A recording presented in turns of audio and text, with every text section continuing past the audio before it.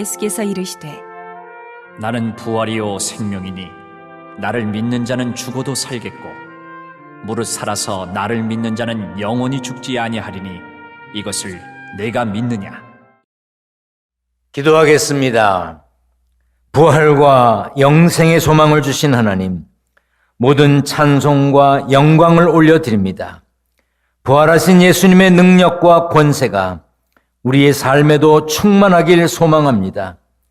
주저앉은 이들에게 일어나라 하시고 낙심한 이들에게 회복되라 선언하여 주옵소서. 아픈 이들은 어루만져 치료하여 주시기를 구합니다. 고쳐주셔서 걷기도 하고 뛰기도 하게 하여 주옵소서. 부활의 능력과 소망으로 범사에 이기게 하시기를 구합니다. 함께 예배하지 못하고 객지, 외국, 군대, 병상에 있는 성도들, 세계 곳곳에서 영상과 음성으로 예배에 동참하는 이들 모두에게 예배의 은총과 감격을 주옵소서. 말씀을 전하고 듣습니다. 성령으로 함께 하실 줄 믿습니다. 우리 주님 예수 그리스도의 이름으로 기도하옵나이다. 아멘. 할렐루야. 부활하신 주님을 찬양합니다. 무덤문을 여시고 죽음이 끝이 아님을 보여주신 예수님을 찬양합니다. 일어남과 풀림의 역사, 열림과 놀라움의 역사가 부활절을 맞은 여러분에게 충만히 임하시기를 축원합니다. 축원합니다. 입을 열어 부활을 말해야 합니다. 따라서 합니다. 예수님이 부활하셨습니다. 부활하셨습니다.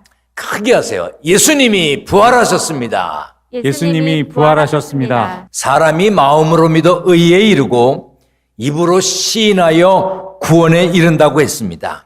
마음으로 믿는 거 중요합니다. 아, 예수님 부활하셨구나. 마음으로 믿는 거 중요해요. 머리로 아는 거 중요합니다. 그러나 입으로 시인해야 합니다. 한 번 더 따라합니다. 예수님이 부활하셨습니다. 부활하셨습니다. 옆에 분들과 인사합니다. 예수님이 부활하셨습니다. 예수님이 부활하셨습니다. 예수님이 부활하셨습니다. 오늘 본문에는 베다니에서 있었던 일이 기록되어 있습니다. 베다니란 이름은 가난한 자의 집 혹은 푸른 과일의 집이란 뜻이 있습니다. 예루살렘 동쪽으로 약 3km 정도 떨어진 작은 마을이 베단입니다. 거기에는 나사로와 마르다, 마리아가 살았습니다. 요한복음 11장 5절에 보면 예수께서 본래 마르다와 그 동생과 나사로를 사랑하시더니 했습니다. 그런데 나사로가 심각한 병이 들었습니다. 그래서 마르다와 마리아는 예수님께 사람을 보내서 나사로가 아프다는 것을 알렸습니다. 주여 보시옵소서, 사랑하시는 자가 병들었나이다. 이렇게 알려드렸습니다. 마르다와 마리아는 예수님이 오셔서 나사로의 병을 고쳐주길 기대했을 것입니다. 하지만 무슨 영문인지 예수님은 이렇게 말씀하셨습니다. 예수께서 들으시고 이르시되 이 병은 죽을 병이 아니라 하나님의 영광을 위함이요 하나님의 아들이 이로 말미암아 영광을 받게 하려 함이라 하시더라. 그뿐만이 아닙니다. 나사로가 병들었다함을 들으시고 그 계시던 곳에 이틀을 더 계셨습니다. 예수님은 나사로와 마르다, 마리아 자매와 가까우셨고 아끼는 아주 사랑하는 관계였습니다. 그런데 예수님은 아프다는 나사로의 소식을 들으셨지만 계시던 곳에서 이틀이나 더 계셨습니다. 왜 그랬는지 우리는 알 수는 없습니다. 살다 보면 우리도 비슷한 경험을 할 때가 있습니다. 당장 하나님의 도우심이 필요해서 간절히 기도하지만 하나님의 반응이 없음을 느낄 때가 있습니다. 시편에 보면 우리가 했던 것과 비슷한 탄식이 나옵니다. 같이 읽어볼까요? 주님 언제까지 나를 잊으시렵니까? 영원히 잊으시렵니까? 언제까지 나를 외면하시렵니까? 한 번 더 읽습니다. 주님 언제까지 보고만 계시렵니까? 내 목숨을 저 살인자들에게서 건져 주십시오. 때로 하나님은 아무 일도 하지 않으시는 것처럼 느껴질 때가 있습니다. 그래서 우리는 실망하고 낙심하기도 합니다. 하지만 그런 느낌, 그런 판단은 전적으로 우리 기준으로 느끼고 판단한 것임을 잊지 말아야 합니다. 때로 하나님이 우리 기도에 즉시 응답하지 않으시거나 우리가 원하는 방법으로 일하지 않는 것 같아도 하나님은 하나님의 때에 하나님의 방법으로 일하신다는 것을 잊지 말아야 하고 믿어야 합니다. 그래야 낙심하지 않게 됩니다. 하나님은 시간의 주인이십니다. 하나님께는 하루가 천년 같고 천년이 하루 같으십니다. 그러므로 모든 것에는 하나님의 때가 있고 하나님은 하나님의 뜻에 따라 일하십니다. 이사야 30장 18절입니다. 시작. 그러나 여호와께서 기다리시나니 이는 너희에게 은혜를 베풀려 하심이요 일어나시리니 이는 너희를 긍휼히 여기려 하심이라. 대저 여호와는 정의의 하나님이심이라. 그를 기다리는 자마다 복이 있도다. 하박국 2장 3절에도 이렇게 말씀했습니다. 이 묵시는 정한 때가 있나니 그 종말이 속히 이르겠고 결코 거짓되지 아니하리라. 비록 더딜지라도 기다리라. 지체되지 않고 반드시 응하리라. 하나님의 계획이 무엇이며 하나님의 시간표가 어떻게 되는지 우리는 알 수 없습니다. 우리는 알 수 없지만 우리는 하나님이 하나님의 뜻을 이루어 가심을 믿고 그 믿음으로 살아야 합니다. 아브라함은 아들을 얻는데 25년이 걸렸습니다. 요셉은 노예로 팔려가 13년의 고통 속에 힘들게 지내야 했습니다. 이스라엘 백성은 약속의 땅 가나안 땅에 들어가기까지 40년을 광야에서 헤매야 했습니다. 목동 다윗은 사무엘에게 기름 부음 받았지만 왕이 될 때까지 도망자로 살아야 했습니다. 예수님도 공생애를 위해 30년을 기다리셨습니다. 하나님의 역사는 기다림이 필요합니다. 물론 그 기다림은 쉽지 않습니다. 믿음으로 기다린다, 믿음으로 기다리겠다 하지만 현실은 기가 막힙니다. 고통을 겪기도 하지요. 이러다가 그냥 끝나는 것은 아닌가? 그런 생각이 들기도 합니다. 그렇다 해도 우리는 이 말씀을 기억해야 됩니다. 시작. 이는 내 생각이 너희의 생각과 다르며 내 길은 너희의 길과 다름이니라. 그러므로 우리는 하나님의 때까지, 하나님의 시간까지 참고 견뎌야 합니다. 참고 견디는 승리를 해야 합니다. 꼭 승리하는 삶의 주인공 되시기를 축원합니다. 예수님이 서두르지 않으시는 동안 결국 나사로가 죽었습니다. 예수께서 와서 보시니 나사로가 무덤에 있은 지 이미 나흘이나 되었습니다. 그래서 많은 유대인이 마르다와 마리아에게 그 오라비의 일로 위문하러 왔습니다. 당시 유대인들은 죽은 사람의 영혼은 죽은 후 3일 동안 몸 안으로 다시 들어가려고 애를 쓴대요. 그래서 몸 밖에서 맴돈다고 여겼습니다. 그러니 넷째 날이 되어서 시신이 얼굴이 변하는 것을 보면, 다시 말해서 시신이 부패가 일어나기 시작하면 드디어 영혼이 떠났구나라고 생각했답니다. 그러므로 나사로가 무덤에 있은 지 나흘 4일이나 되었다는 것은 나사로의 죽음이 확실하다 하는 뜻이 되기도 합니다. 그래서 예수님을 만난 마르다가 이렇게 말했습니다. 주께서 여기 계셨더라면 내 오라비가 죽지 아니하였겠나이다. 그러나 나는 이제라도 주께서 무엇이든지 하나님께 구하시는 것을 하나님이 주실 줄을 아나이다. 마리아도 예수님께 똑같이 말했습니다. 주께서 여기 계셨더라면 내 오라비가 죽지 아니하였겠나이다. 마르다와 마리아 자매는 예수님을 향한 서운함, 섭섭함, 나사로의 죽음에 대한 안타까움을 그 마음에 담고 이야기했던 것이죠. 그때 예수님은 내 오라비가 다시 살아나리라. 내 오라비가 다시 살아나리라 하시며 이렇게 말씀하셨습니다. 나는 부활이요 생명이니 나를 믿는 자는 죽어도 살겠고 무릇 살아서 나를 믿는 자는 영원히 죽지 아니하리니 이것을 내가 믿느냐. 이것을 네가 믿느냐 그랬어요. 우리 가슴에 손을 얹습니다. 오른손을 얹고 따라서 해봅니다. 이것을 네가 믿느냐. 내가 믿느냐. 여러분 스스로에게 예수님이 물으신다고 생각하고 하십시오. 다시 한번 따라합니다. 이것을 네가 믿느냐. 내가 믿느냐. 예수님은 나사로의 무덤에서 돌을 옮겨 놓으라 하시고 큰 소리로 나사로야 나오라 이렇게 말씀하셨습니다. 나사로가 무덤 밖으로 나왔고 예수님은 나사로를 풀어놓아서 다니게 하라고 하셨습니다. 나사로야 나와라. 나사로를 풀어서 놓아 다니게 하라. 이 얼마나 놀라운 말씀입니까?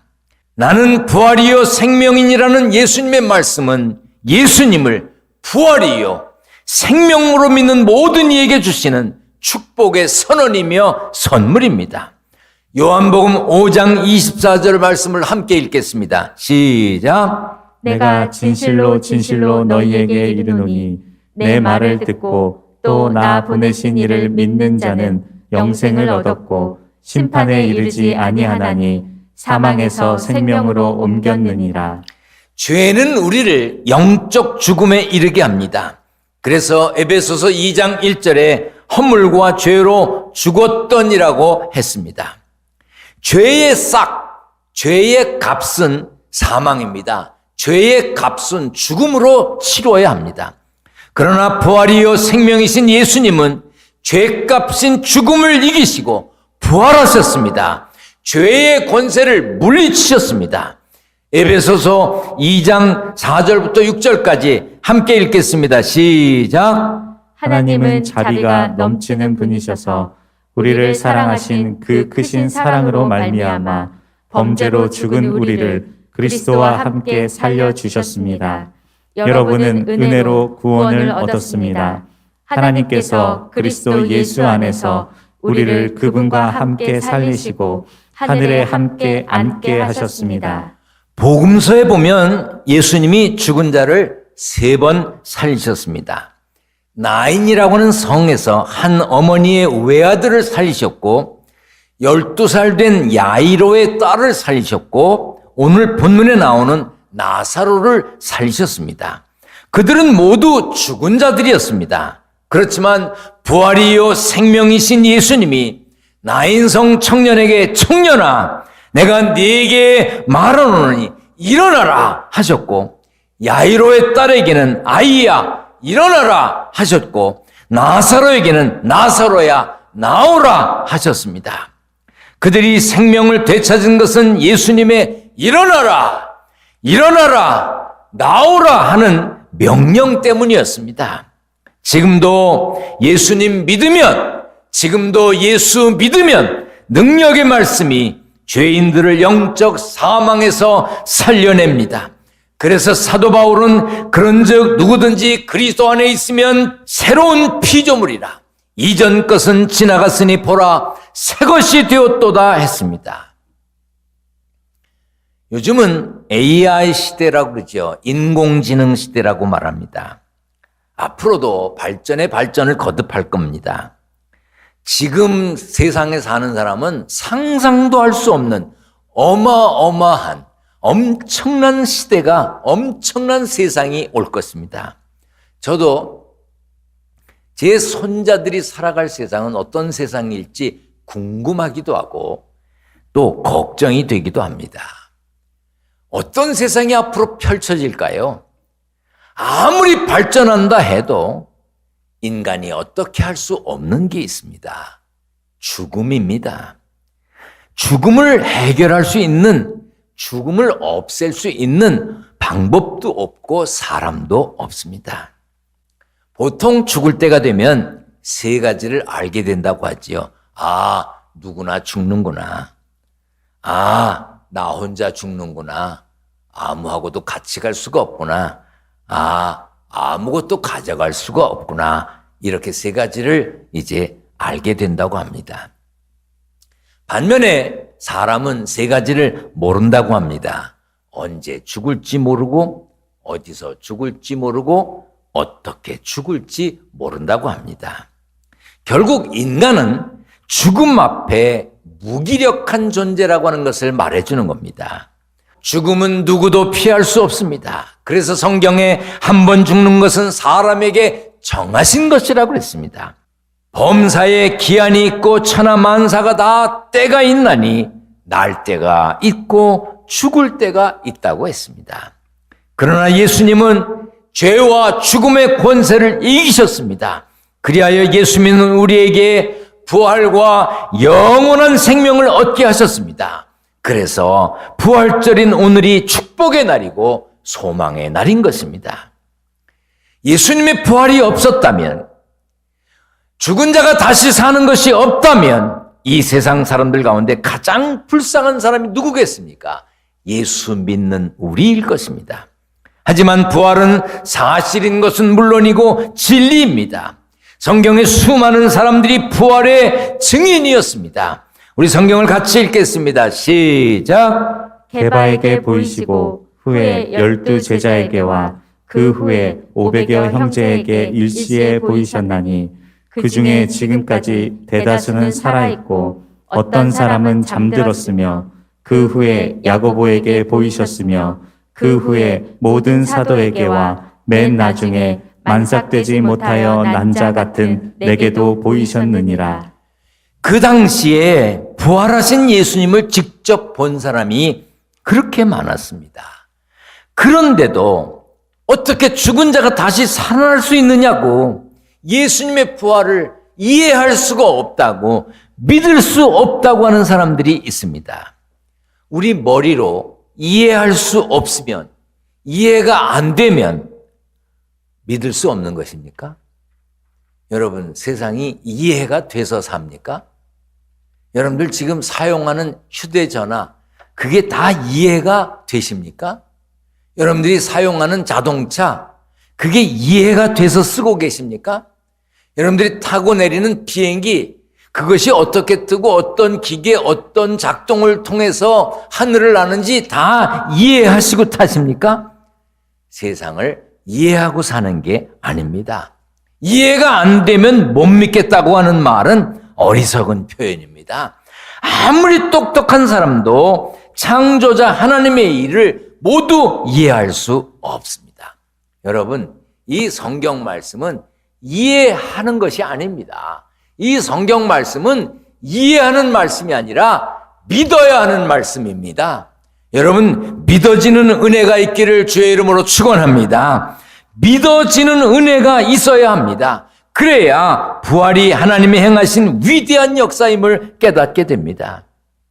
예수님은 우리에게도 나는 부활이요 생명이니 나를 믿는 자는 죽어도 살겠고 무릇 살아서 나를 믿는 자는 영원히 죽지 아니하리니 이것을 네가 믿느냐 물으셨습니다. 이 질문에 아멘 이렇게 답할 수 있어야 됩니다. 제가 여러분에게 예수님의 소리를 대신해서 질문하겠습니다. 이것을 네가 믿느냐? 아멘. 그렇게 목소리가 작으면 안 됩니다. 이것을 네가 믿느냐? 아멘. 이 물음에 아멘 할 수 있어야 합니다. 우리가 믿으면 예수님의 부활이 나의 부활되고 예수님의 생명이 나의 생명되고 예수님의 승리가 나의 승리가 됩니다. 신앙은 부활하신 예수님을 믿는 겁니다. 예수님 부활 후 숨어 지내던 제자들이 부활하신 예수님을 만나고 성령 체험을 한 후에 밖으로 나갔고 부활의 증인이 되었습니다. 부활을 믿는 우리도 세상으로 나아가 전해야 합니다. 변화된 삶을 보여줘야 합니다. 부활의 기쁨을 나눠야 합니다. 예배 후 나가실 때 부활절 달걀을 드릴 것입니다. 여러분 드시라고 드리는 게 아닙니다. 믿지 않는 이들에게 나눠주면서 단 한마디라도 오늘이 부활절입니다. 예수님이 부활하셨습니다. 뭐 딴 얘기 길게 할 거 없어. 괜히 논쟁할 거 없어. 오늘 부활절입니다. 예수 믿지 않는 사람들도 거의 대부분 다 알아요. 오늘 부활절인지. 오늘 부활절입니다. 예수님이 부활하셨습니다. 그렇게 전해주세요. 부활하신 예수님에 대해서 단 한마디라도 하라고, 하시라고 그거 드리는 겁니다. 부활과 영생의 기쁨으로 사시고 부활과 영생의 신앙을 전하며 사는 믿음의 승리자가 되시기를 축원합니다. 축원합니다. 기도하겠습니다. 전능하신 하나님, 부활절을 맞게 하신 것 감사합니다. 부활의 증인으로 살게 하여 주옵소서. 세상에 살면서 얻은 소득을 구별하여 드립니다. 부활절 감사헌금 11조 1,000번 예물 여러 가지 제목으로 예물을 드립니다. 선교헌금도 구별했습니다. 건축헌금도 드립니다. 성도들의 삶의 현장을 붙들어 주셔서 물질 때문에 죄와 타협하지 않게 하시고 양식 때문에 눈물 흘리지 않도록 지켜 주옵소서. 온라인으로 예물 드린 성도들의 마음도 하나님께서 받아주실 줄 믿습니다. 부활과 영생의 기쁨을 가지고 사는 믿음의 승리자들 되게 하실 것을 믿고 예수님의 이름으로 기도하옵나이다. 아멘.